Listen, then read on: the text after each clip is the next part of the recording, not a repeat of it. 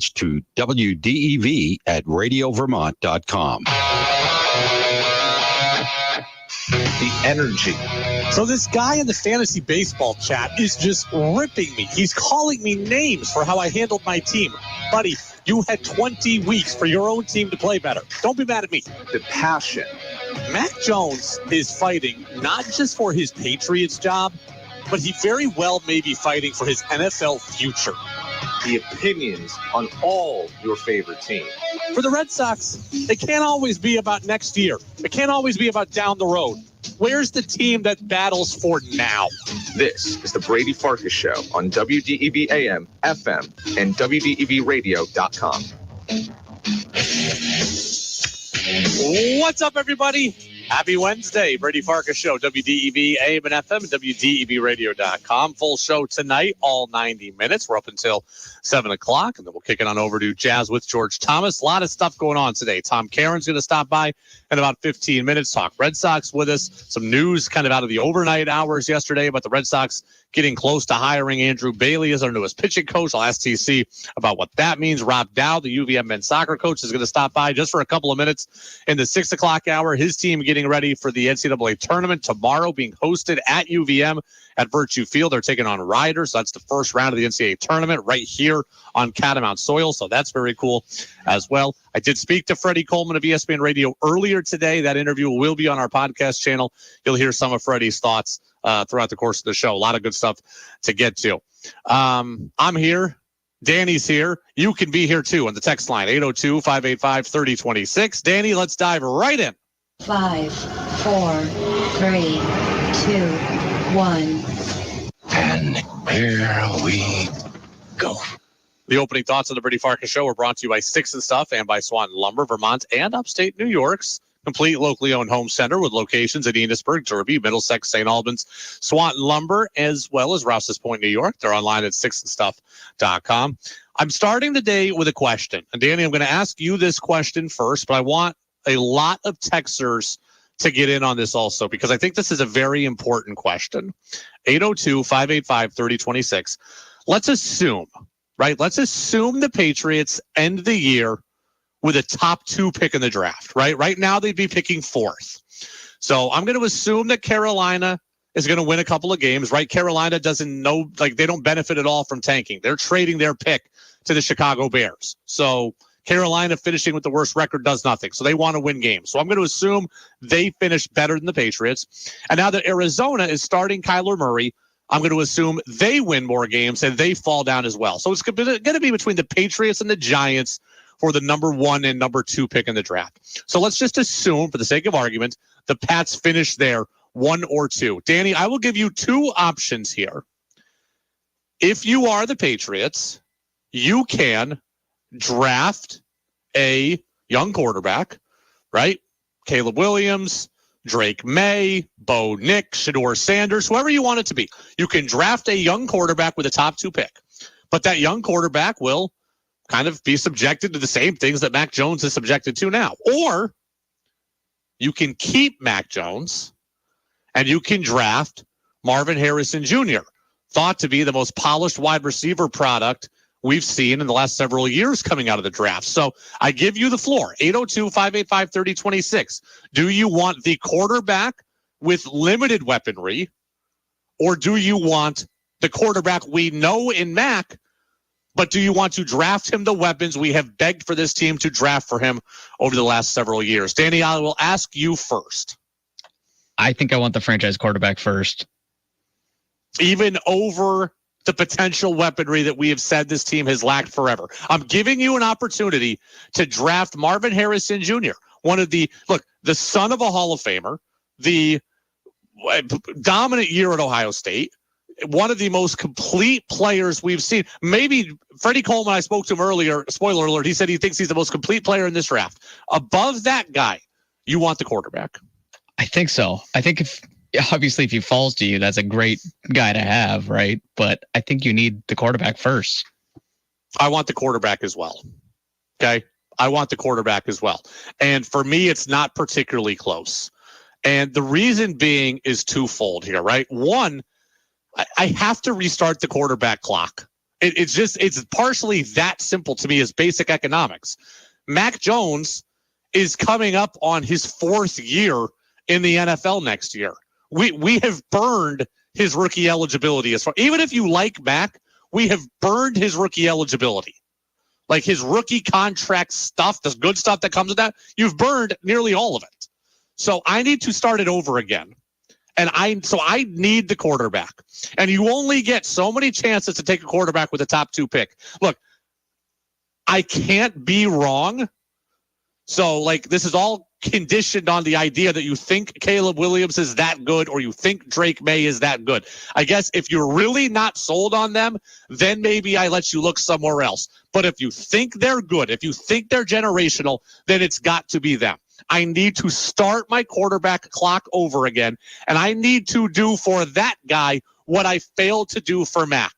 And I think it is far easier to go find me a 2nd-round wide receiver, a 3rd-round wide receiver, than it is to find me a 2nd-round quarterback or a 3rd-round quarterback.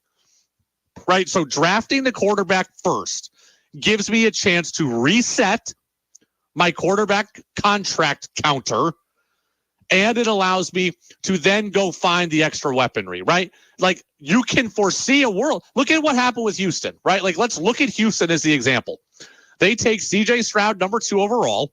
He appears to be pretty good. He's playing pretty well. And then because he's good, the guys they drafted later are becoming household names, right? Like Tank Dell, not a 1st-round wide receiver. Not Marvin Harrison Jr., but yet I bet you he's won some fantasy football matchups in the first 10 weeks of the season. If you get the quarterback and the quarterback is gotten right, then you can find a way to get yourself wide receivers down the road that become useful and become valuable. I can take a quarterback 1 or 2 overall, and then in the 2nd round, look, DK Metcalf was a 2nd-round pick. A.J. Brown was a 2nd-round pick. Terry McLaurin was a 2nd-round pick. Okay, I think it was Dell from Houston was a 3rd-round pick. Like, the wide receivers are out there. And now, because of the way football has gotten, right? Like, Danny, I'm no high school football expert.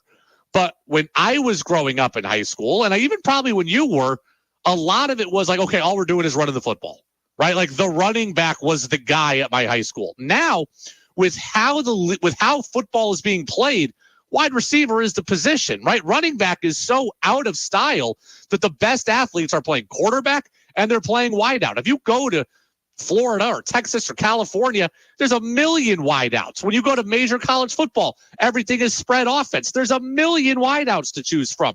There's only a very small number of quarterbacks to choose from. And my wideouts are going to be made better if I have a good quarterback. So I agree with you. For me, it's got to be the quarterback, contingent on the quarterback being good. I can't reach, right? We saw what happened with Trey Lance. The 49ers are one of the very few teams where you have drafted a quarterback and traded up for a quarterback and whiffed, and it didn't set back your entire franchise. Usually, as we talked about yesterday, when you whiff on a 1st-round quarterback, it looks like it looks for the Patriots now. Right? It didn't work that way for San Fran. It's looked that way for New England. We saw it when the Broncos drafted Tebow, and we saw it when the Vikings got Christian Ponder, when the Broncos got Paxton Lynch, and the Jets right now with Zach Wilson. If you miss in the 1st round at a quarterback, it sets you back for potentially years.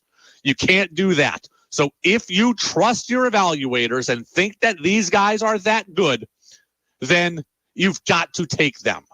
You've got to take the quarterback, right? Because me drafting Marvin Harrison Jr. and pairing him with Mac, I don't think is enough. And then hoping that you hit in the 2nd round or the 3rd round.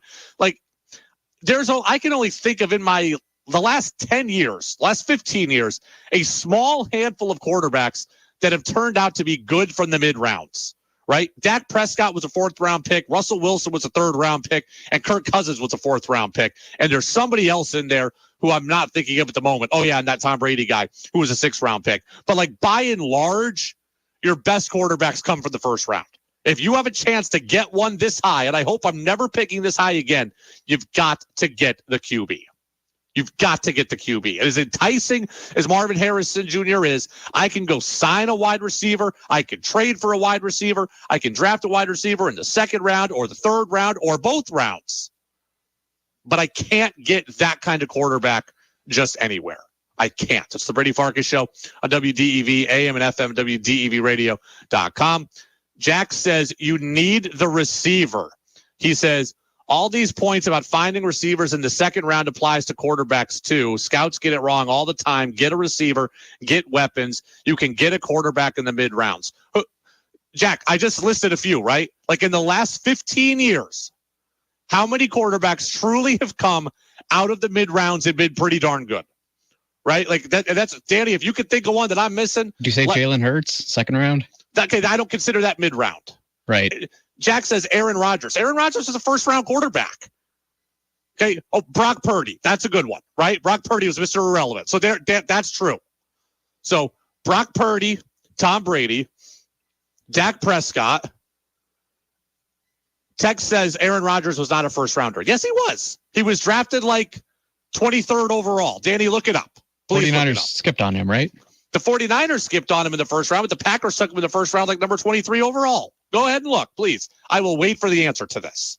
So Brock Purdy, Tom Brady, Dak Prescott, Russell Wilson, and Kirk Cousins. I mean, that's 5 guys that were taken mid-round, right? And mid-round is 3rd, 4th, 5th, 6th, 7th round. Mid or late rounds. Rodgers is 24. 24 overall. Oh, I said 23rd. Well, sorry. At least he was a first-round pick, like I said. So I've got to get the first-round quarterback if I can. And by the way, also, drafting the quarterback in the first round versus the second round gives me an extra year of team control. First-round quarterbacks have 5 years. Second-round quarterbacks have 4 years. Therefore, you have 1 yet less year of the rookie contract, 1 less year of contract flexibility, and you have to pay your quarterback big money 1 year earlier, right? It's what happened. Jalen Hurts just got paid huge money.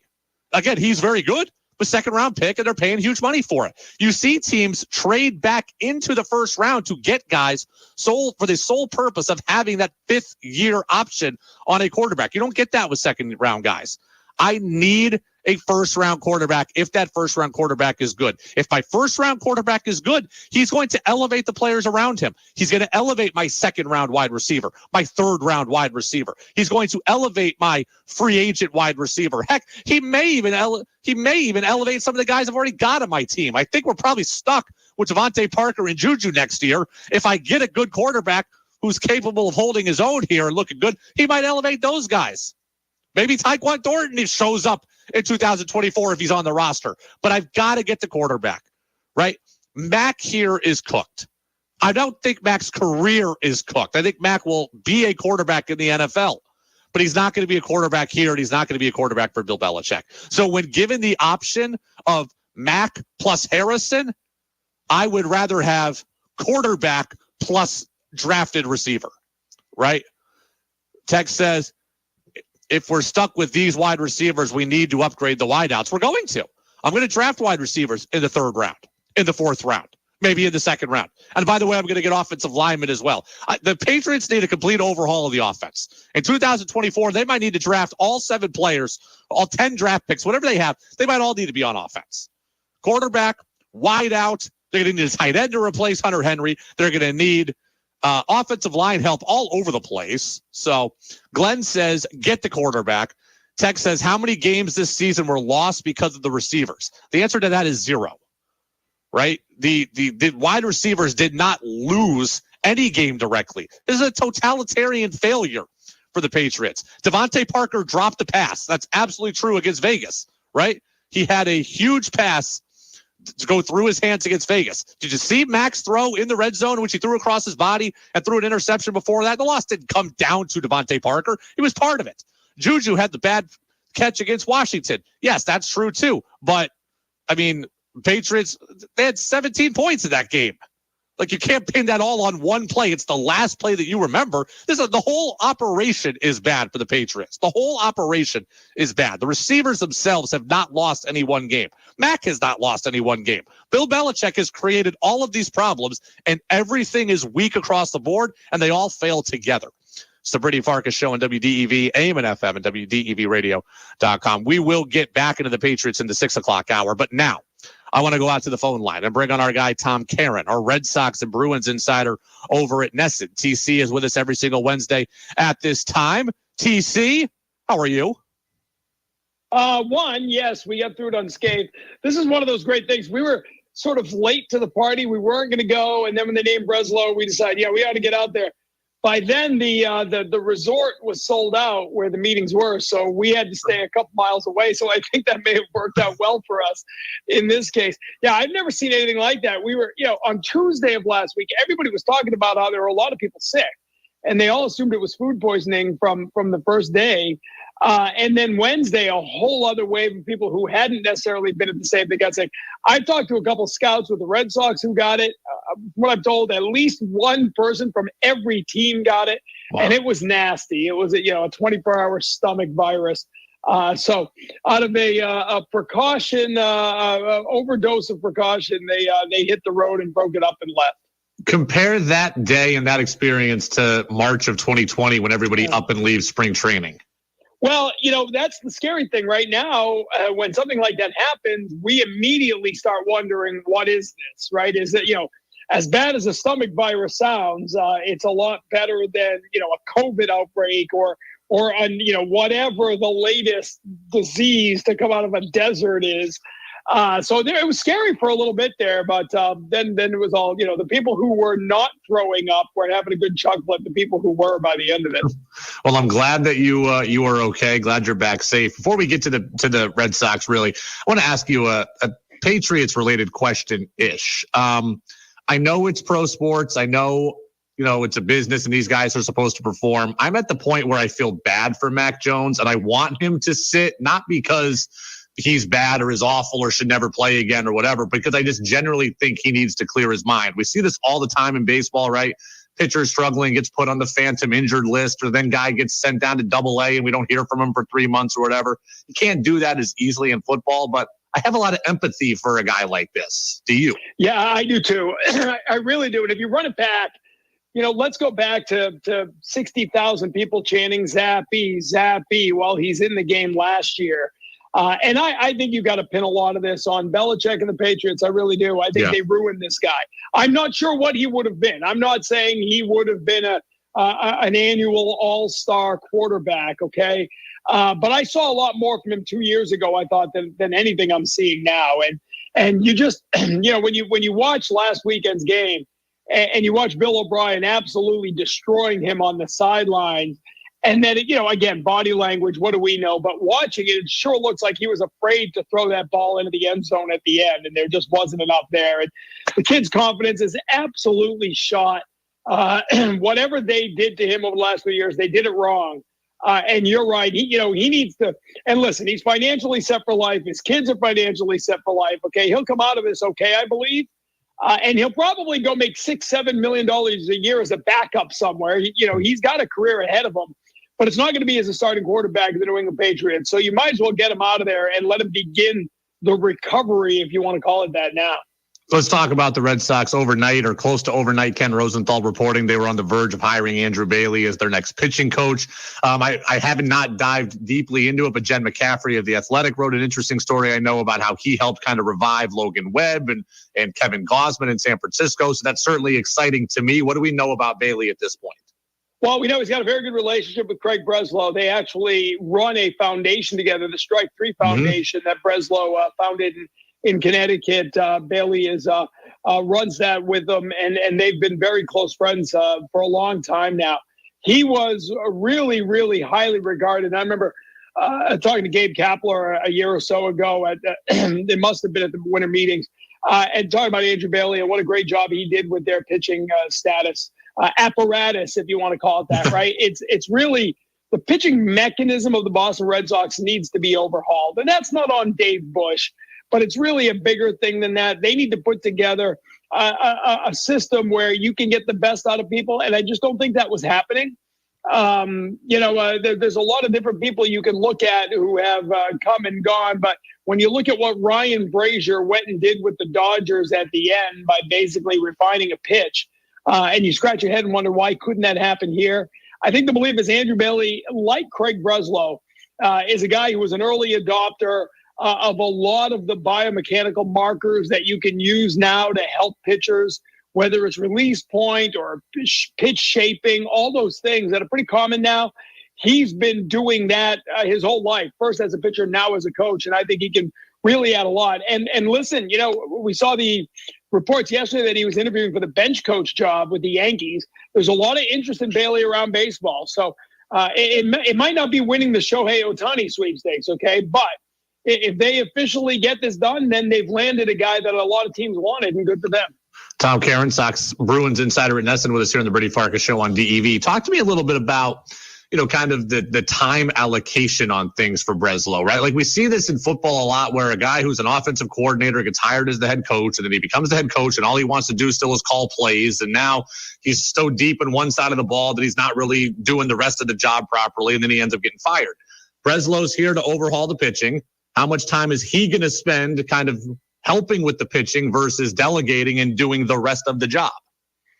That's a great question. I mean, as a guy who's going to go to med school, is he going to overhaul the medical department too? I mean, this is a guy who, is he going to be involved in engineering the real estate around Fenway Park as they develop it? A guy can do anything he wants, obviously. Yeah, the expression Ben Cherington used it. Peter Bendix, the new guy in Miami, used it last week while I was talking to them. Sipping from the fire hose is the expression everybody keeps using about the early days of a general manager or chief baseball officer.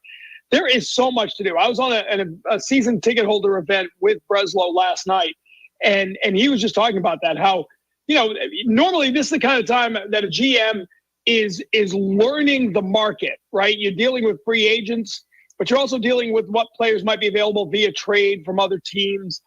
He's still getting up to speed on his team. So he's really got to lean on his group a lot. Eddie Romero and Raquel Ferreira. Brian O'Halloran is still there, obviously.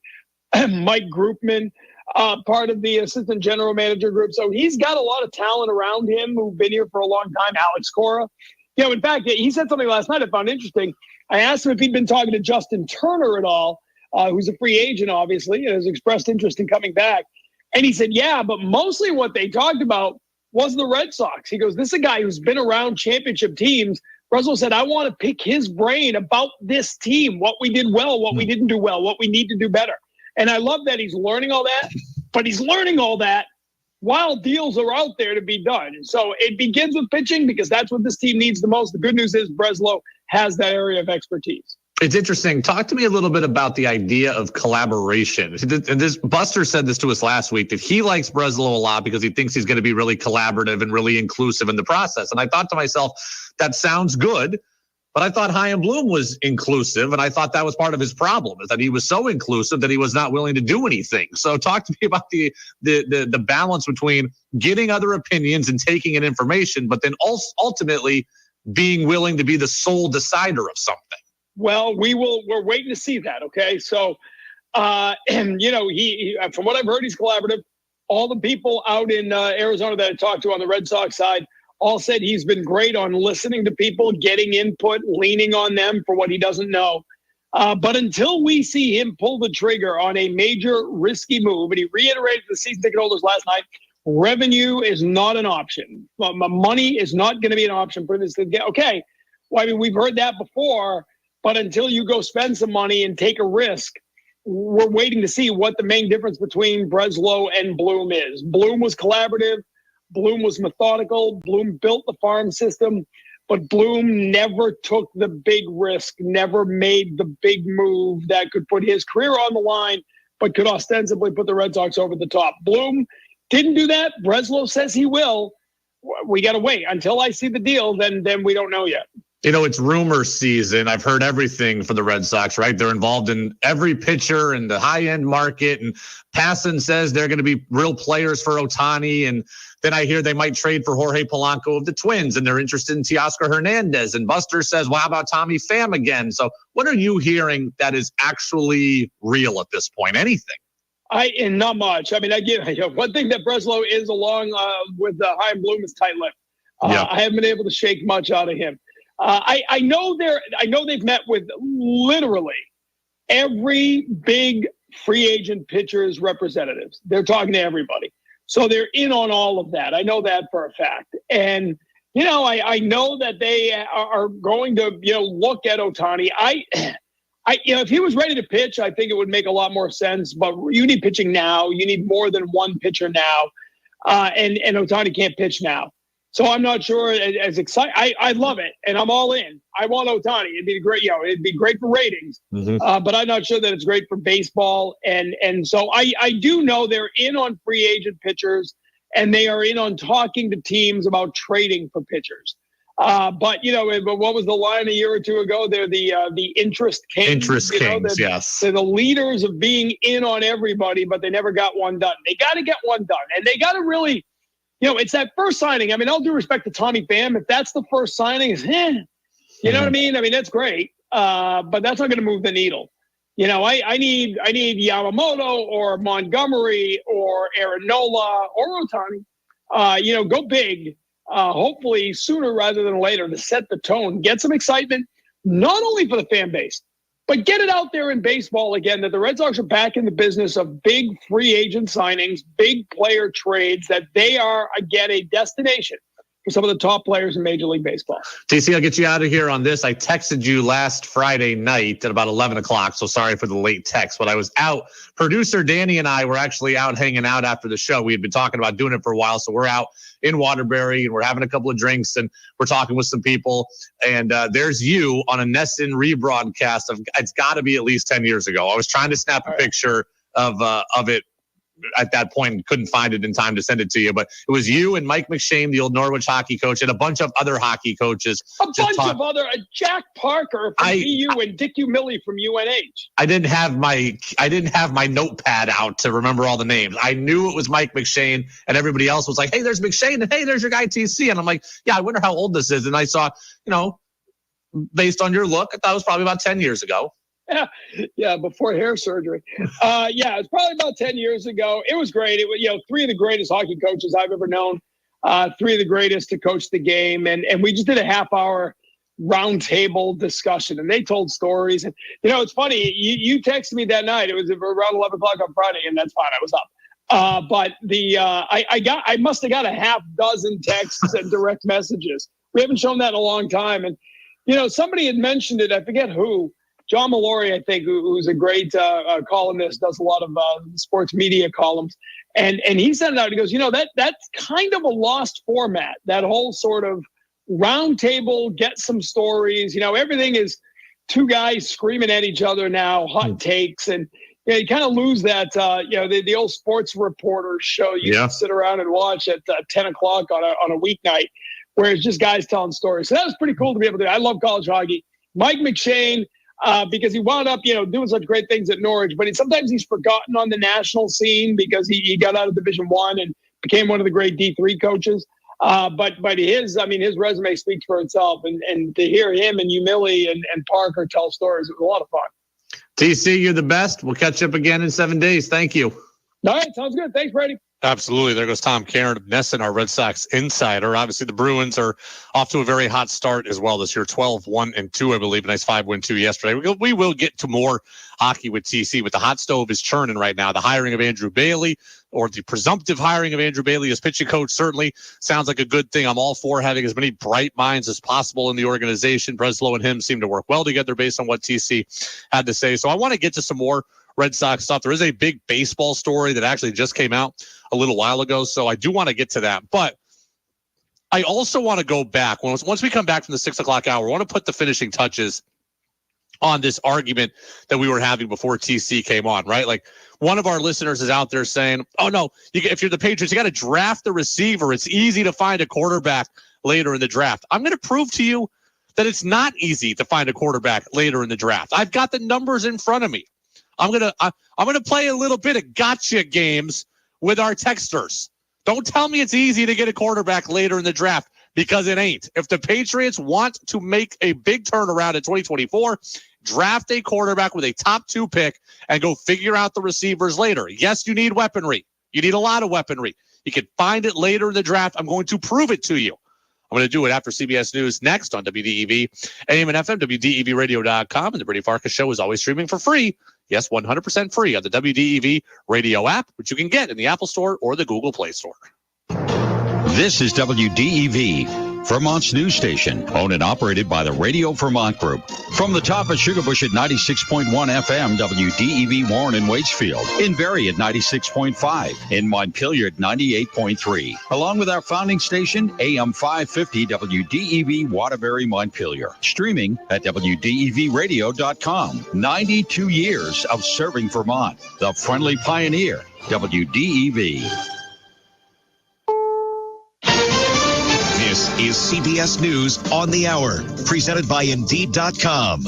I'm Monica Ricks. We want freedom! We want freedom! Protesters gathered outside the Chinese consulate in San Francisco today as President Biden held a high-stakes meeting with China's president. Here's CBS's Linda Kenyon. President Biden says the stakes are high. Critical global challenges we face, from climate change to counter-narcotics to artificial intelligence, demand our joint efforts. Through a translator, President Xi agreed the two nations must work together. Turning their back on each other is not an option.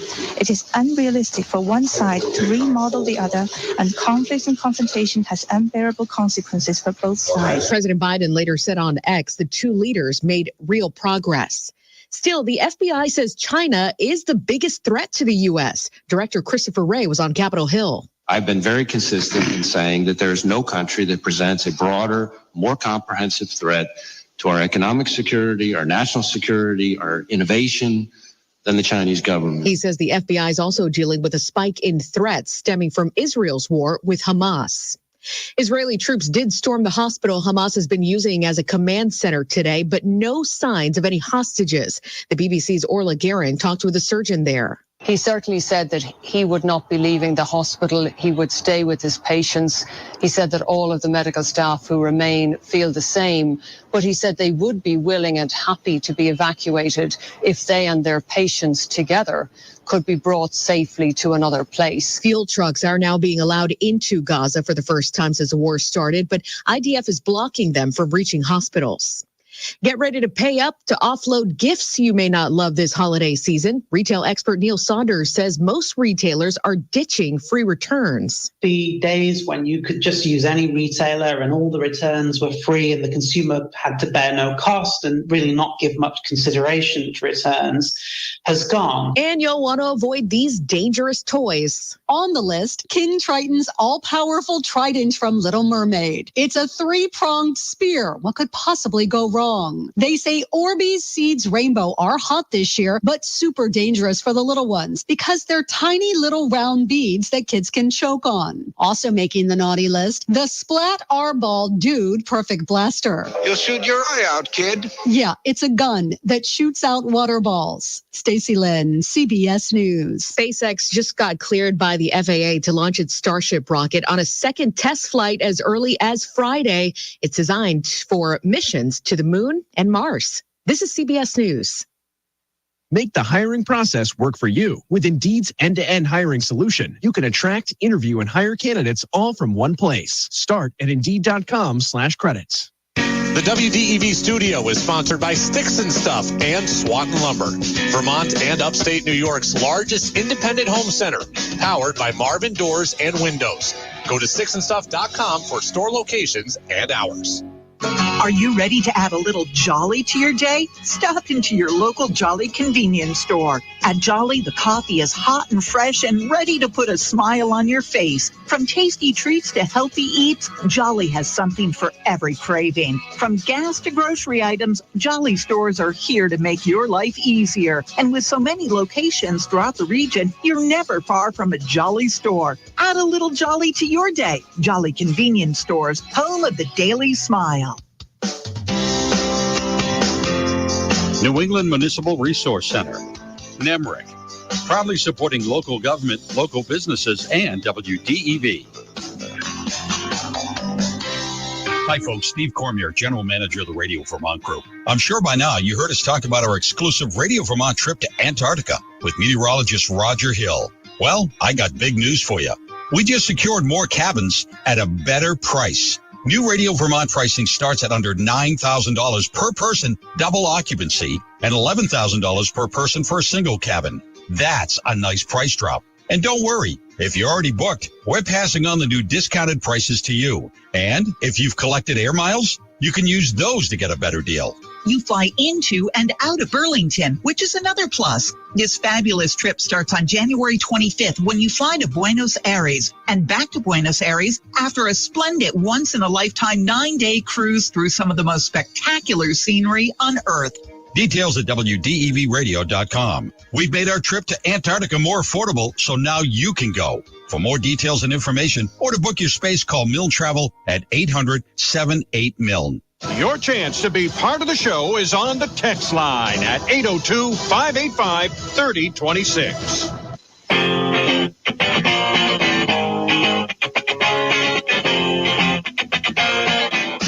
Now it's back to the Brady Farkas Show on WDEV AM, FM, and WDEVradio.com. Welcome back in, Brady Farkas Show right here on WDEV AM and FM and WDEVradio.com. So I want to kind of recap TC and talk about the big story in baseball here momentarily, but I do want to kind of go back at some of our listeners here, right? We started out the show and we were talking about a simple question, right? You can get in on this now if you missed it the first time around, 802-585-3026. If you were the Patriots, would you rather, if you have a top 2 pick, would you rather draft a quarterback and then figure out the weaponry, or would you rather draft the weaponry and then figure out the quarterback? Danny and I both agree you draft the quarterback, figure out the weaponry. I said, hey, you can get receivers later in the draft. You can go and sign receivers. You can do all of that easier than finding a quarterback. Some people came out and said, no. Hey, look at Brock Purdy. You can find a quarterback wherever. I'm here to prove to you that you can't. I'm going to go back with you and look at the last 5 drafts. 2023, 2022, 2021, 2020, and 2019. I'm going to look at the last 5 drafts with you. And we're going to look at players drafted not in the first round, right? So second round and on. And we're going to take count of how many more useful wide receivers, right? Useful wide receivers there are than quarterbacks. Maybe I'll go 6 drafts because this year, kind of the jury's out on everybody. But we'll start with this year. Danny, quarterbacks drafted not in the first round this year. Okay. We have seen none of them prove to be useful yet. Will Levis might be. So I'll even give you one there for the quarterback. So a non-first round quarterback, Will Levis. And oh, by the way, he was the first pick of the second round, but he still counts for your arguments, people. 2022. Desmond Ridder was taken in the 3rd round, already has been benched. Malik Willis has already been supplanted by Levis. Matt Corral has already been cut. Bailey Zappi, we've already seen who stinks. Sam Howell, I think he's pretty good for Washington. He was drafted in the 5th round. I'll give you that. And I'll give you Brock Purdy. So that's 3 quarterbacks so far in the last 2 years not taken in the first round that look like they might be able to play. Okay. Kyle Trask, 2021, can't play. Kellen Mond, can't play. Davis Mills, already benched. Ian Book, you've never even heard of him. Sam Ehlinger, started a couple of games, can't play. So none in 2021. We're still at 3 useful non-first round quarterbacks through 3 years. 2020, Jalen Hurts, that's a win. That's 4. Jacob Eason, no. James Morgan, no. Jake Fromm, no. Jake Luton, no. Cole McDonald, no. Ben DiNucci, no. Tommy Stevens, no. Nate Stanley, no. 4 drafts, 4 useful quarterbacks taken outside the first round. I'll go back to 2019. Drew Lock, bench player. Will Grier, bench player. Ryan Finley, Jared Stidham, Easton Stick, Clayton Thorson. Yeah, Easton Stick, North Dakota State. Gardner Minshew, I'll give you that. Trace McSorley. 5 quarterbacks in 5 years. We'll go back one more year just for fun. Mason Rudolph, can't play. Kyle Lauletta has got to be out of the league. Mike White was interesting for a minute, doesn't count. Luke Falk, Tanner Lee, Danny Etling, Alex McCough, Logan Woodside. Okay, Danny? So for the people who say it's easy to find a quarterback late, I just went through 6 drafts. There are 5 quarterbacks that we would deem to be interesting or above, right? And of guys that are good, maybe Howell, maybe Levis, and probably Purdy. That's it. That's the list. So if you tell me it's easy to get a quarterback late, it isn't. 5 quarterbacks drafted in the second round or later, right? And Hurts, second round, right? 5 quarterbacks drafted in the second round or later. that have been useful in the last 6 drafts. Let's go look at the wide receivers. I guarantee you it's more than 5, and I would bet it's probably close to at least double that, if not more. This year, guys drafted outside the first round that have proven to be interesting. Tank Dell with Houston, that's one for sure. Let's see. This is a much bigger list of guys drafted. Puka Nacua with the Rams, that's definitely one there. That's 2. Demario Douglas, I would give him credit for that. I think he's interesting. So I'll go 3 there. That's 3 wide receivers just out of this year, second round or later, that appear to be pretty good. Last year, Christian Watson, he's a starter with the Packers. Is he a Hall of Famer? No, but he's a starter. George Pickens is a stud with the Steelers. There's 1. So now we're at 5. Let's see. That's probably it out of last year's class. 2021, Elijah Moore, good. Got traded to Cleveland, but a pretty good player.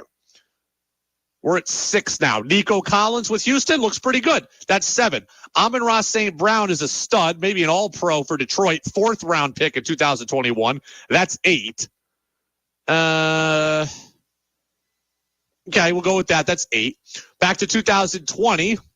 T. Higgins, stud. That's 9. Michael Pittman, stud with the Colts. That's 10. Chase Claypool, I won't count him, but he was pretty good there for a minute. But I'll give you the benefit of the doubt there. So we're at 10.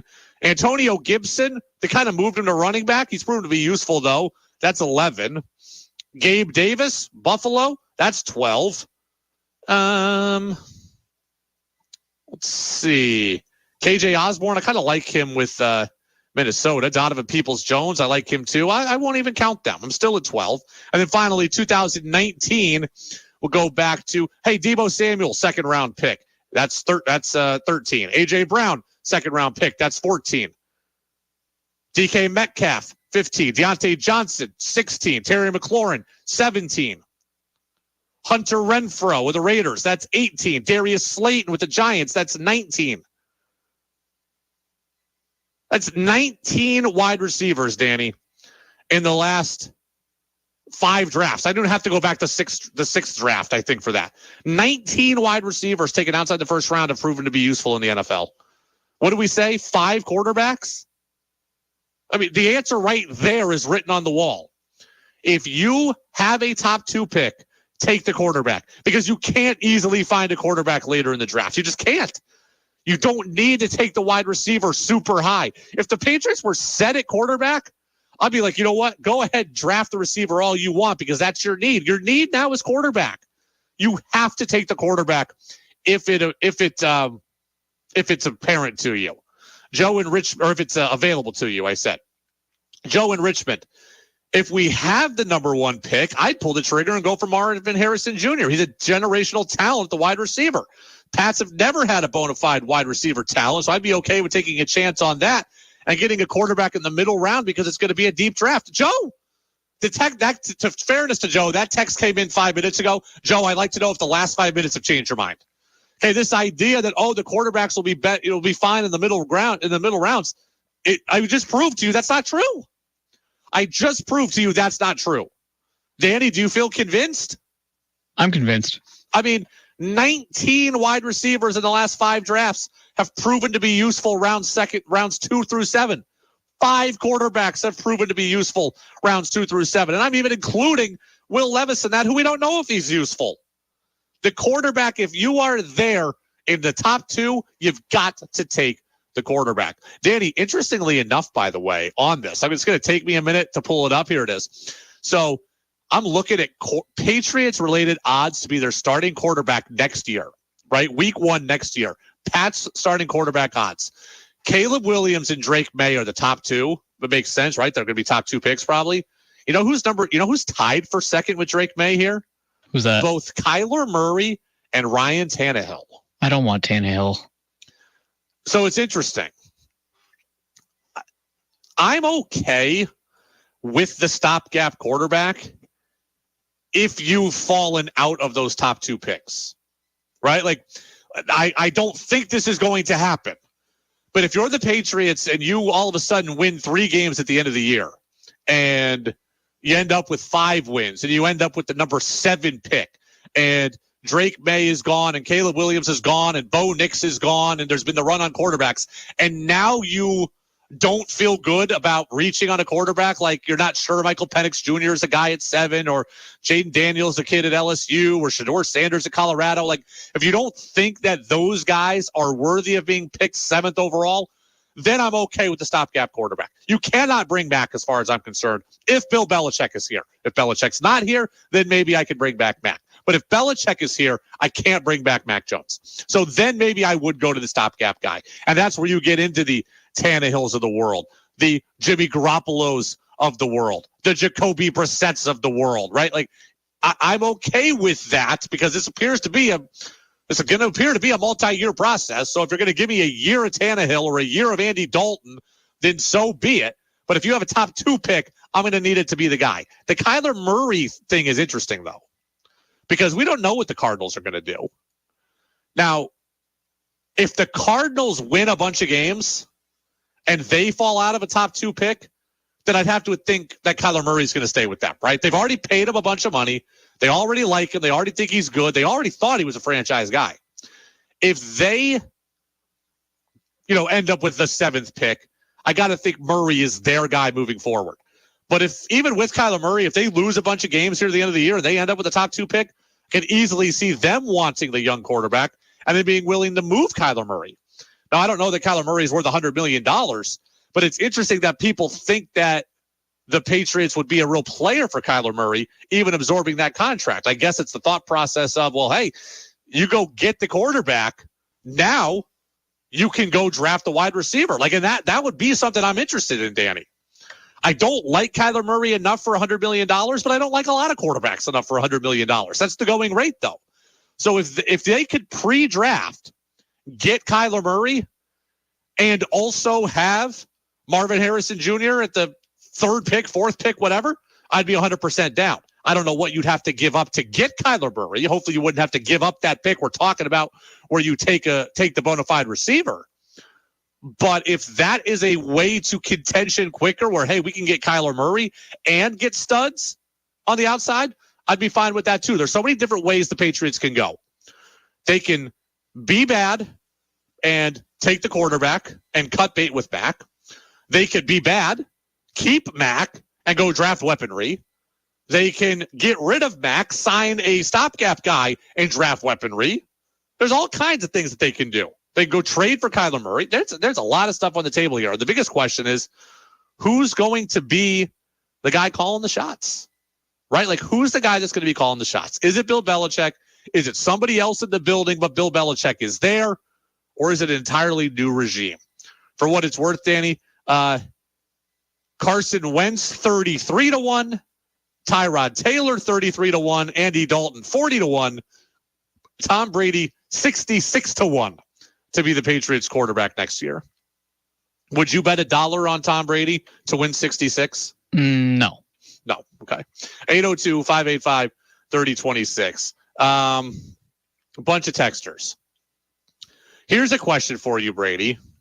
Okay. Well, actually, first, Joe in Richmond says, yes, Brady, you have changed my mind, but I still believe Harrison is the guy. I don't think we'll have, okay, let's see. That text doesn't make a lot of sense, but there's another text that comes in.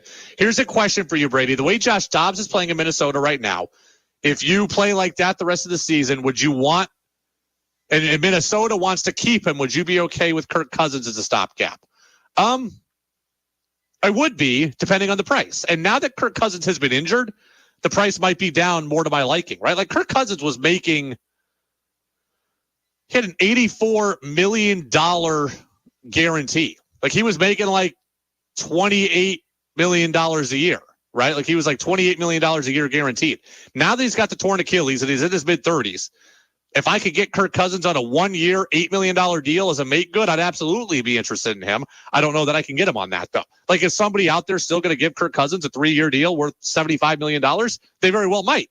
I'm just not going to. Text says, yeah, Jack wanted to get in on the argument. I'm like, Jack, I gave you my argument 15 minutes ago. You've missed it. Go download the podcast. Peter says, I missed the first half of the show, but we are here for the rest of the night. Thank you, Peter. We're happy.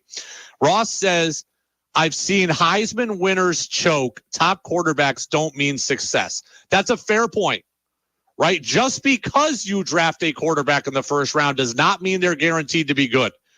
I can also point to the N'Keal Harry and tell you top wide receivers in the draft don't necessarily mean they're going to be good as well.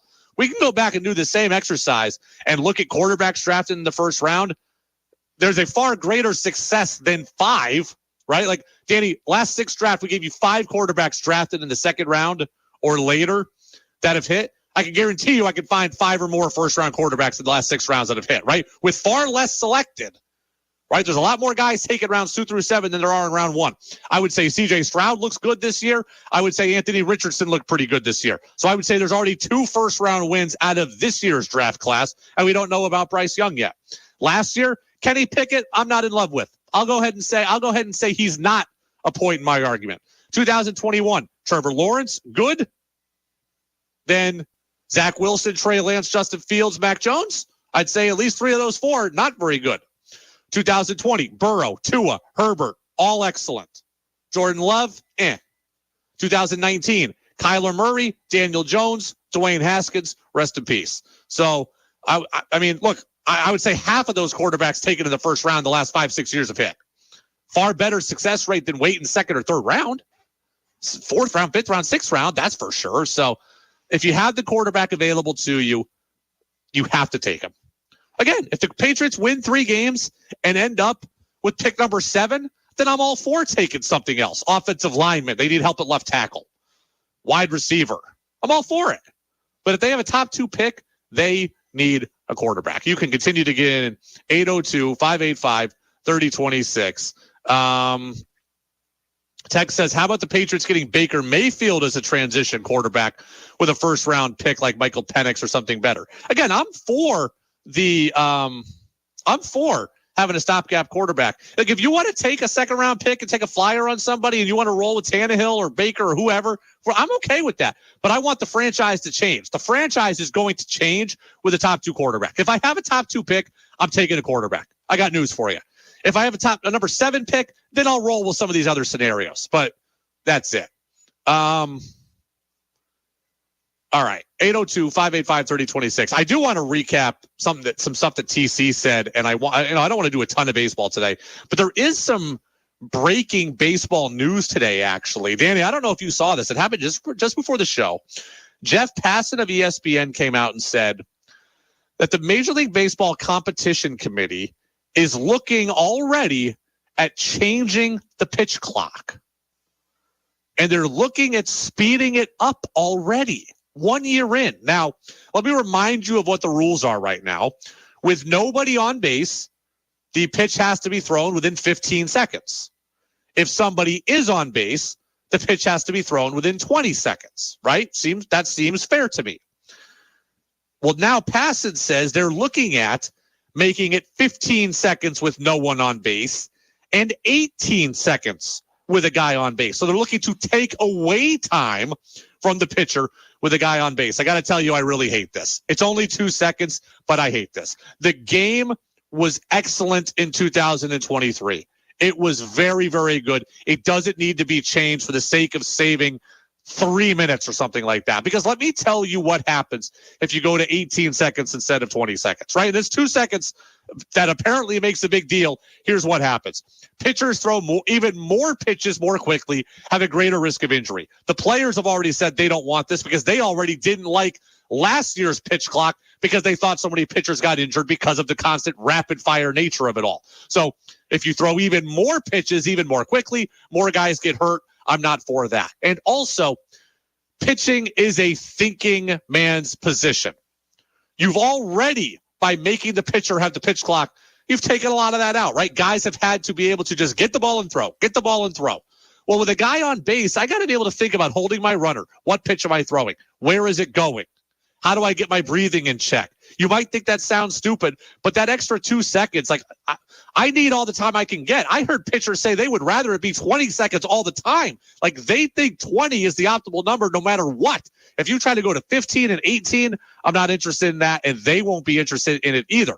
I believe Major League Baseball can implement whatever the hell they want. I don't know that they need to agree with the players, but I would not be for this. Is it going to ruin my viewing experience if they made it 18? No. But if my favorite team starting pitcher gets hurt because now he's throwing 90 pitches back to back, well, then I'm going to have a problem with it. And they're saying the issue is that, well, the games in April were much faster than the games in September. Well, let me tell you why the games in April were much faster than in September. Because nobody was on base in April.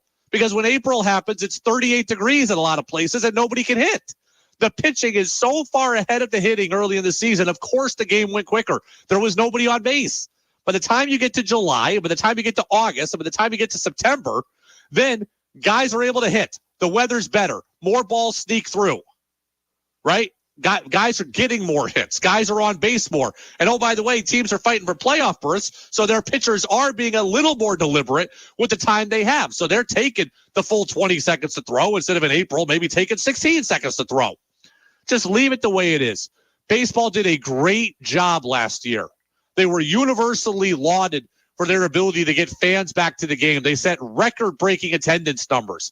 They want the game quick. They want the game full of action. I can appreciate that, but I don't need to put pitchers at risk. I don't need to put pitchers at risk for injury, and I don't need to shave 2 seconds off this. I still need my pitchers with the ability to think out there. So, as for the Red Sox, TC said he's not getting a whole lot from Craig Breslow right now. We've heard pretty much everything. And that's just kind of where we're at. Red Sox, John Heyman says, are interested in multiple starting pitchers. We've heard that they're interested in Jordan Montgomery. I've heard that they're going to be players for Yamamoto, the pitcher from Japan, Yoshinobu Yamamoto. Heard that they're looking for a veteran outfielder. Tommy Pham's name has been mentioned by Buster. I saw Teoscar Hernandez, the former Mariners outfielder, former Blue Jays outfielder, the other day. What do I think the Red Sox need? If you're giving me my Red Sox wish list, here's what I'd say. I think the Red Sox need 3 capable starting pitchers. I think one of them for sure has to be a top-end guy. Definitely one of them has to be a top-end guy. They probably need at least 1 number 1 and 2 number 3s. If you do that, then you can push some of your fringe guys to the bullpen. The bullpen gets better. I feel pretty good about that. What else do they need? They need help at second base. Okay? They're going to have Story back at second. They're going to have Devers at third. I am forced to feel good about the left side of their infield. I like Casas at first. They need help at second. They've had Pablo Reyes there. They've talked about Rafaela there. They could trade for Jorge Polanco with the Twins. They could sign Whit Merrifield of the Royals formerly and then the Blue Jays. So second base is where they need an upgrade. So second base is a position I have to attack. They've got to figure out.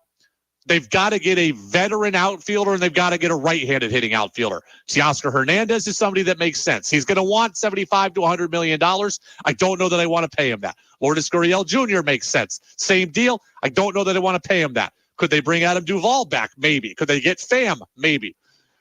But if they've got an outfield of Abreu and Duran and Verdugo potentially and Yoshida, it's a lot of lefties there.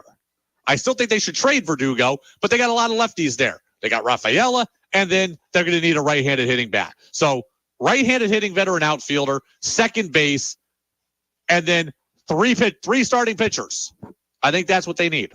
Michael Wacha's out there again. Maybe they go bring him back. I would not be opposed to that. Can't be my big fish, but he can be part of my situation, part of my solution. It's the Brady Farkas Show on WDEV, AM and FM, and WDEVradio.com. When we come back, did you see the suggestion from one former Patriot today about Mac Jones? What did Rob Gronkowski have to say about the young Pats quarterback? I'll tell you what that was next on DEV. Hey, skiers and riders, take note. The 2 best ticket deals of the season disappear in just a few days. Sugarbush's $99 ticket and quad packs are only on sale until November 15th. The $99 lift ticket is unrestricted and includes a free bonus day of spring skiing or riding, while the quad pack comes with 4 lift tickets that are completely transferable. Use them all yourself or share them with friends and family. They even make the perfect stocking stuffer. Snowmaking is underway and opening day is just around the corner. but these two deals disappear come November 15th. Over the last few seasons, Sugarbush has invested more than $12 million in on and off mountain upgrades, including boosting the resort's snowmaking capacity, a new cabin cat for those who prefer first tracks, and the newly renovated lodge at Lincoln Peak. Experience them all with the $99 lift ticket or the Sugarbush Quad Pack.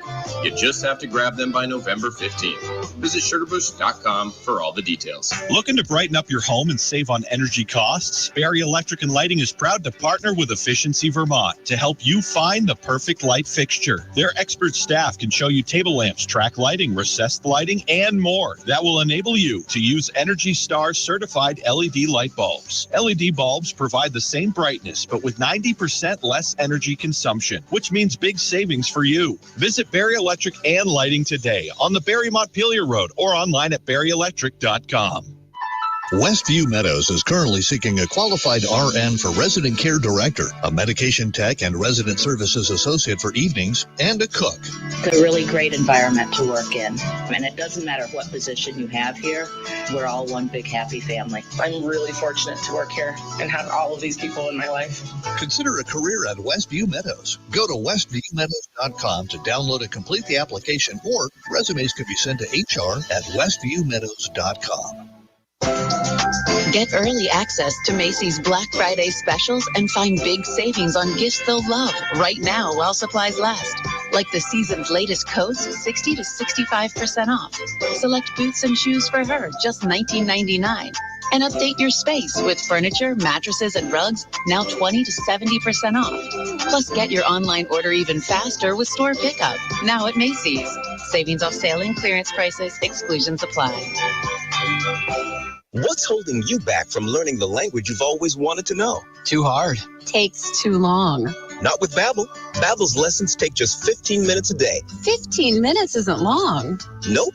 And they're fun. So you don't realize you're learning a language, but you are. In 3 weeks, you're able to start having conversations. And Babbel's lessons are built around real life. And with Babbel, it isn't hard. It's perfect. Now try Babbel free. Just go to Babbel.com. That's BABBEL.com. Sunday night on WDEV, we delve into the news of the week. Join us at 6 p.m. for Face the Nation, followed by The Takeout with Major Garrett. Then award-winning 60 Minutes follows at 8 p.m. Then it's business analyst Jill Schlesinger, offering personal financial advice on retirement and investing during Jill on Money from 9 to 11. It's all capped off with CBS Weekend Roundup from 11 to midnight. Sunday nights on WDEV AM and FM. Streaming at WDEVradio.com. Make your opinion heard by texting onto the Brady Farkas Show at 802-585-3026. Now it's back to the Brady Farkas Show on WDEV AM, FM, and WDEVradio.com. Yeah. Welcome back in, Brady Farkas Show, right here on WDEV, AM and FM, WDEVradio.com. We're going to talk to Rob Dow, the UVM men's soccer coach, briefly here towards the bottom of the hour, or towards the end of the hour, I should say, as his team gets ready for an NCAA tournament matchup tomorrow night at Virtue Field in Burlington, 6 o'clock against Ryder. Danny, did you hear what Rob Gronkowski said today? Did you hear this? Well, I just heard it. So do you have the audio? I have some, yeah. Okay, so Rob Gronkowski was talking about Mac Jones, and he was on the Up and Adams show with Kay Adams, who used to work at the NFL Network. Here is what I don't know if Gronk is serious about this, but here's what Gronk had to say about Mac and the Patriots. I won't say if I was Mac Jones as well. Kay, listen to me out. He's not respected in New England. Coach Belichick has played all these games with him.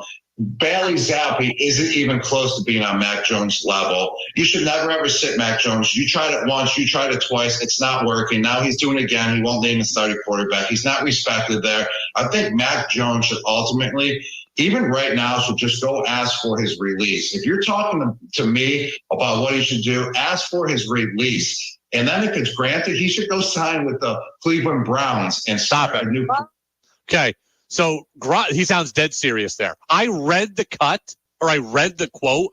I hadn't heard the cut, and you just played it. So you just played it right there. I wasn't sure if Gronk was serious or was joking. He was dead serious. Number one, I think he's right. Mac Jones is not respected in New England, at least by Belichick. I think Mac has a fairly decent relationship with his teammates, or at least he's had one to this point. So I think his teammates have generally liked him. I think they appreciate that he works hard, etc. I think Robert Kraft respects Mac Jones. I do not think Bill Belichick respects him. I think Gronk is right. He yo-yoed him around last year. He's yo-yoed him around this year. He hasn't given him any love publicly. So I think Gronk is 100% right about that. Mac's not respected in New England. Then he says Mac should go and ask for his release and then go sign with the Cleveland Browns. And the reason with this is that Cleveland's now out of starting quarterback, right? Deshaun Watson is out for the year with this broken bone in his shoulder. That's a pretty good Browns team. I think the Browns are 6-3 right now. They're in a playoff position, and they need a starting quarterback. They're going to play with Dorian Thompson-Robinson, who's their rookie out of UCLA. They played with P.J. Walker earlier this season, but DTR is going to be the guy there. But Gronk says Mac should ask for his release. Couple thoughts on this. Now that I know Gronk is serious, I'm going to attack this from a serious perspective. One, Mac can't ask for his release, right? Mac needs to be a grown-up about this situation. He can hate it. He can be resentful of it. He could be annoyed by it. All those things I would be if I were him. He needs to prove that he can handle it and be a professional, because Mac already has the reputation of kind of being a petulant child, right? We've seen how he acts when things go poorly on the field, yelling at his teammates, or yelling at the refs, yelling at his coaches, cheap shots on players, Sauce Gardner, Brian Burns, etc. Mac has a reputation of being a little bit of a whiny brat. Well, the last thing he needs to do now is go into the Patriots and say, hey, you know what? I want out, because that makes him look like a whiny brat as well. I get it. He may not want to be there. He don't want to play for Belichick anymore. And if he really has to, maybe his agent does something in the offseason to try to get him out of there. I think he'll probably get out of there on his own without his agent's help. But, you never know.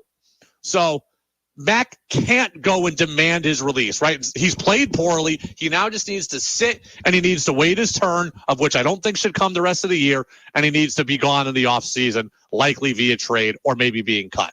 So as much as Mac might want to just move on to the next, it would not help his reputation if he went and did that. Hey, I've played poorly and we're screwed, so I'd like to just jump to the next opportunity, please. Thank you. That's not going to fly. Secondly, the Patriots should never do it, because Mac may have some value in the offseason. So, I'm okay getting rid of Mac, but I'm going to trade Mac. I'm not going to give him away for free. The trade deadline has passed, so now I would just cut Mac and get nothing for him? No, thank you. If you want to give me a 5th-round pick or a 7th-round pick or whatever, then we can talk come around the draft. But giving him away for nothing is not going to fly with me. And then thirdly, also, what I think maybe right up there with the first point I made is that Mac needs a break, right? Mac needs a break. Danny, I've never done this, and I'm not, and maybe you haven't either, but I think we all know, whether it's in real life or on television or in a movie, whatever, when somebody is in a long-term relationship and it ends poorly, they need some time. Like, we all know and can see, they need some time to be single, right? This person has broken up. They've been kind of broken by the relationship. They're not in a good place. We all can see on the outside, they need a reprieve. They need relief. They need 3 months single, 6 months single. They need some time to figure out who they are again. The worst thing that person can do is go jump into a relationship again the next day, right? Hey, I've been in a relationship for 3 years and we just broke up, and it wasn't so good. We broke up on Monday. And by the way, by Wednesday, I've got a new girlfriend. I've got a new boyfriend. That we can all tell that that's not beneficial, because the person hasn't been able to find themselves again. The person hasn't been able to identify what went wrong. They haven't been able to grieve that relationship, whatever. And they haven't been able to figure out a plan to move forward on how to do a relationship better the next time. That's what Gronk is asking Mac to do. He's saying, look, this relationship hasn't worked, so immediately go jump into another one. Mac doesn't need that. Mac needs to sit back. Mac needs to process. Mac needs to grow. Mac needs relief. Mac is going to need some time off here to figure out who he is as a quarterback again, come up with his plan, watch film, study, see things from a different perspective, be a better teammate, all of those things. And then we can try again in 2024, whether it's in New England or elsewhere, and hopefully he will have grown from it. The worst thing that Mac can do is to get back into a relationship right away. So again, it's not logical that Mac go in and demand to be released. It's not logical that the Patriots actually do it. But the fact that Gronk's even thinking it, he's got to recognize that Mac needs some time to himself. It's the Brady Farkas Show on WDEV, AM and FM, and WDEVradio.com.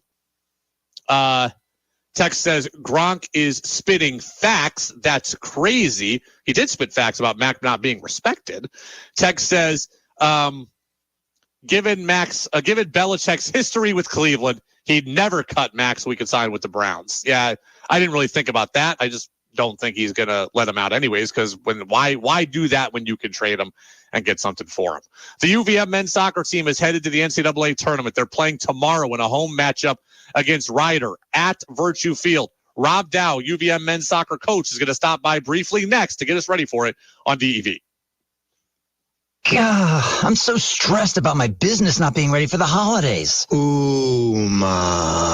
What is that? Meditation? I'm recommending the Ooma cloud phone system with auto attendant and more than 35 features. Ooma? Yep. Switching to Ooma is a cinch. Starts at $19.95 per month per user, plus taxes and fees. Ooma. Now you're feeling it. Visit Ooma.com. That's OOMA.com to learn more. Ooma. Smart communications for the smarter business. Nothing slows my little girl down, except a stuffy nose. Mommy. That's why I use Sinex Children's Saline from Vicks. Sinex instantly clears mucus in everyday stuffy little noses with a gentle, ultra-fine mist designed for kids. Just Sinex? Breathe. Her stuffy nose is gone for now. And so is she. Sinex Children's Saline. Sinex, breathe. Use as directed, keep out of reach of children. Marvin windows are designed for unprecedented performance and exceptional aesthetics. Marvin's expansive window portfolio has every style you can imagine, all of them crafted with the highest quality material and the ability to mix and match across product lines that allows you to achieve the right form and function for your residential, commercial, and replacement needs. See our Marvin specialist at Sticks and Stuff and Swanton Lumber in Middlesex, St. Albans, Enosburg, Swanton, and Derby, or online at sticksandstuff.com. At Northfield Savings Bank, we celebrate the ways you work and why you work. To build a business, to make a brighter future, to do something that matters. You don't do just one thing in your business. Neither do we. Whatever your size, you have goals for yourself and those around you. Our commitment is helping you get there. Builders, makers, doers. Northfield Savings Bank. Find out more about us at nsbvt.com. Member FDIC, Equal Housing Lender. Dio & Sons Trucking in Berlin are ready for you to join their team. Dio & Sons Trucking is looking for a Class A CDL truck driver to drive flatbed trailers while working locally with shift times generally 5 a.m. to 3 p.m. There's currently 2 openings for a box trailer operator from 6:30 p.m. to 5:30 a.m. They offer competitive wages, paid holidays, and paid vacations. To apply, email diosonstrucking@gmail.com or call them at 249-2921. Dio & Sons Trucking is an equal opportunity employer. Looking for a little joy this holiday season? Visit us at Woodbury Mountain Toys in Montpelier. Our shelves are packed to the rafters with everything from Legos to Stomp Rockets, telescopes to Tonka trucks, marble runs to Magnetiles. We have over 500 board games for everyone to play from ages 2 to 102. Peruse our selection of puzzles if you're in need of a distraction like I have been these days. Come in and play with us at Woodbury Mountain Toys on the other side of State Street in Montpelier, open 7 days a week. Local businesses advertise with WDEV because they get results. I've been advertising on WDEV for a number of years now. It's been a really great spot for me to get my name out. We're an excellent partner for our advertising dollars. We jumped at the opportunity and we're so pleased we did. We have experienced incredible results. Interested in advertising on WDEV? Contact us at WDEV@radiovermont.com. Want Brady to hear your opinion on the sports stories of the day? Text in at 802-585-3026. Now it's back to the Brady Farkas Show on WDEV AM, FM, and WDEVradio.com. Welcome back in, Brady Farkas Show right here on DEV. We've got just a couple of minutes left. I don't want to spend some of that here with Rob Dow, the UVM men's soccer coach. The Catamounts have made the NCAA tournament for the third consecutive year. Last year, they went all the way to the Elite Eight. They're going to be hosting a first-round playoff game at Virtue Field tomorrow night against Rider University out of the Metro Atlantic Athletic Conference. That will be a 6 p.m. start at Virtue Field. So joining us now is Rob Dow, and he's very deep in film study and game planning, et cetera. He's got just a couple of minutes with us. Coach, congratulations on the success of the season. Congratulations on the tournament berth. Thank you for being with us. How are you? Thank you. Doing all right. Excited to be playing. Keep playing. But it's good to see you, Brady. You know, it's been 12 days, or it will have been 12 days since you last played, right? Lost in the America East tournament. You didn't know if you were going to get in. What is it like in the time where you're waiting? Okay, we're practicing, but we don't know if the practices mean anything. We're not game planning for anyone specific. What exactly are those times like where you're just kind of waiting for things to develop? We're watching a lot of games around the country, every day, looking at where our rankings, sit, and hoping all the teams that we played and beat are doing well. And all the teams that should win are winning, their conference championship. But, look, I felt really good about our body of work throughout the season, particularly this year. I had a feeling our name would be called, but it's pretty special to be at home at Virtue for first round.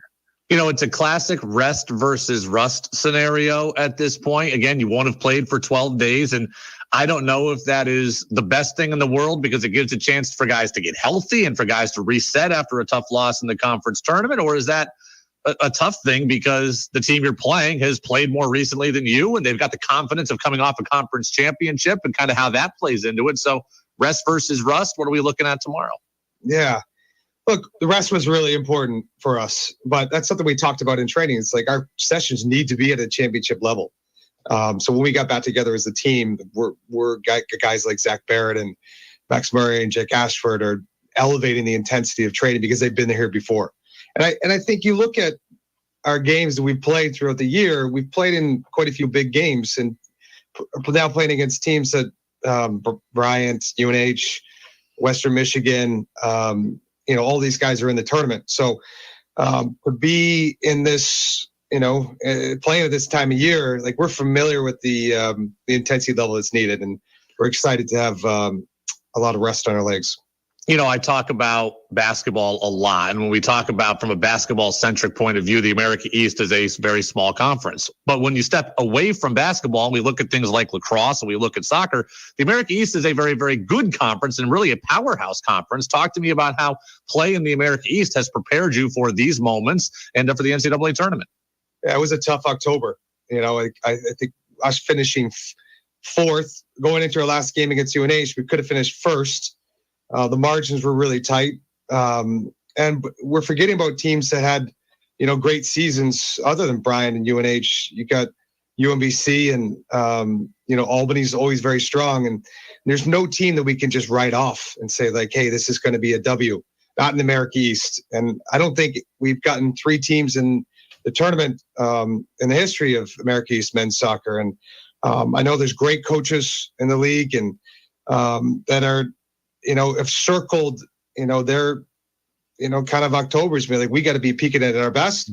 But in September at a conference, we have to make a statement around the country and put ourselves in position to be playing for a national championship. And I know I compliment the coaches in the league for prioritizing, the national level.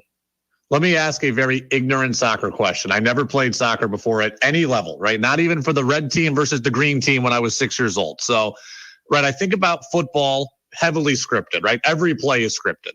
I think about hockey, a lot less scripted, very, very organized chaos. Where in the middle there is soccer? How much of the game is predicated on, okay, we're running plays versus we're just reacting and things are happening and we're just being athletic? Yeah, I think the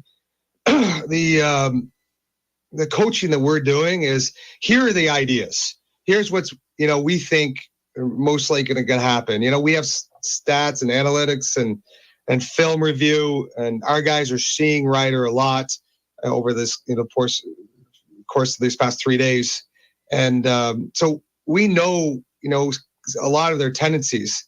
But when you get in the NCAA tournament, like a lot of that game plan can go out the window because everyone's sacrificed to do whatever it takes, and that's why those instincts, the instinctual play, the competitiveness. You talk about if it's basketball, like you got to hit the floor, you got to grab the rebounds. When soccer, you got to win the first and second balls of the game, and I think those will be the most important in the match with some ideas and some tendencies. Rob, I'll get you out of here on this. Soccer has continued to explode in our area, right? We've seen the success of your program, the success of the women's program, also the Vermont Green in the summer are getting sellouts at Virtue Field. I got to imagine tomorrow is going to be a pretty fun environment and a pretty packed house to play in front of. Yeah, we're really, really blessed to be able to host, a large sporting event like this, and credit to all of our event staff and maintenance team that really are prideful about hosting thousands of people at Virtue Field. But you circle games like UCLA last year and Ryder in 2016, and the energy is one of the best in the country in the Virtue stands, and we're excited to field on Thursday. Tomorrow night, 6 p.m., UVM against Ryder, first round NCAA tournament. Loser goes home, winner goes on. We are hoping that the Catamounts are the winner of that one. Rob Dow, the architect of the program right now, the leader of it. Rob, best of luck. Hopefully we're catching up again here soon.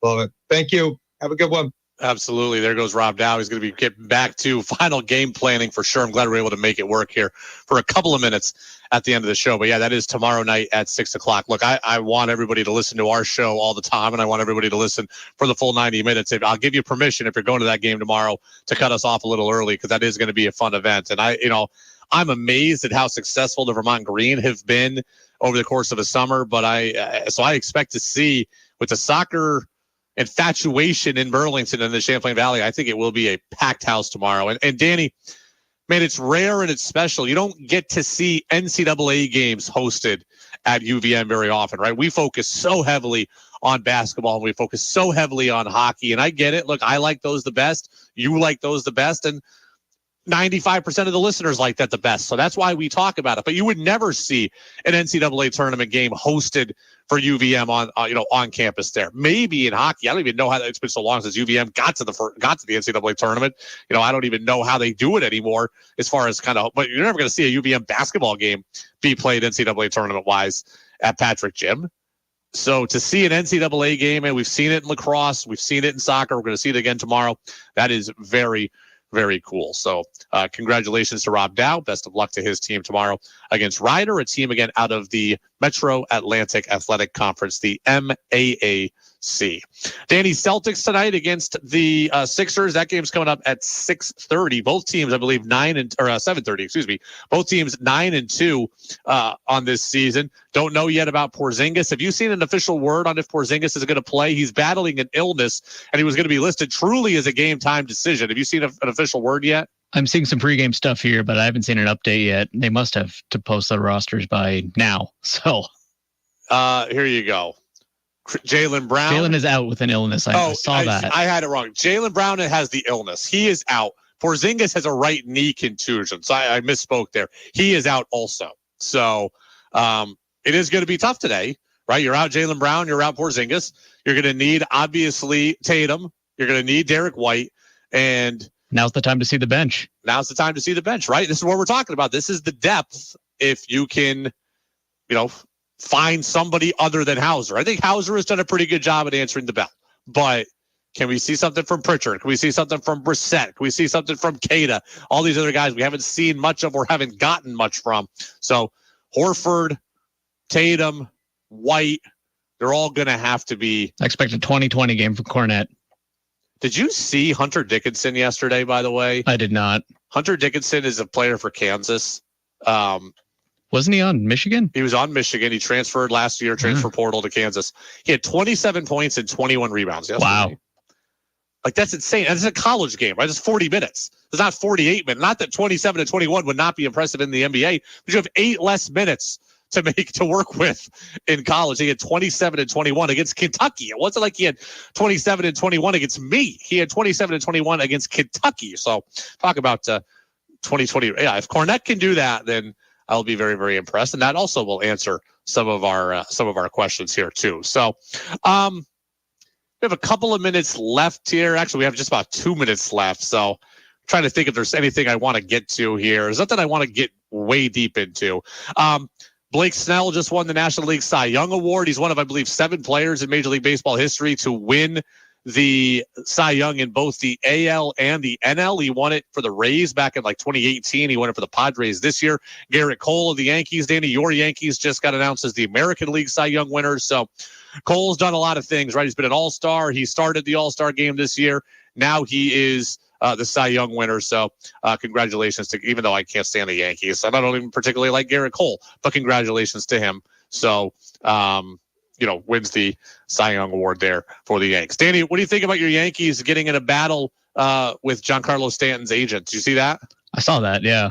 Interesting. Yeah. So Brian Cashman took a shot at Stanton and said he always gets hurt, which is not untrue, but you shouldn't say it if you're the general manager. Stanton's agent said basically, hey, all prospective free agents, basically think twice about signing in New York. That's not a great way to start your offseason if you're a Yankees team that went like 82 and 80 and didn't make the playoffs this year. Is his agent like Boris Powerful, or does he have any kind of sway on free agents? Well, all agents have a sway on free agents. It's not just because you're not Boris doesn't mean you don't have a sway. He certainly has a sway. Joel Wolf, I believe, is his name. So tomorrow we got a busy show, right? We're going to UVM's playing tomorrow, men's basketball, 11:30 in College of Charleston. We'll talk about that matchup, talk about how the Catamounts look. Tough matchup for them. We'll talk with Buster Olney of ESPN will be with us at about 5:45. And hey, it's a day ending in a Y, so there's more Patriots conversation as well. Go download the podcast on Apple Podcasts, Spotify, and WDEVradio.com. Thanks to Tom Caron. Thanks to Rob Dow. Thanks to Freddie Coleman. Thanks to Danny as well. And thanks to all of you. I'll see you tomorrow on the Brady Farkas Show on WDEV, AM and FM. Hey, skiers and riders, take note. The 2 best ticket deals of the season disappear in just a few days.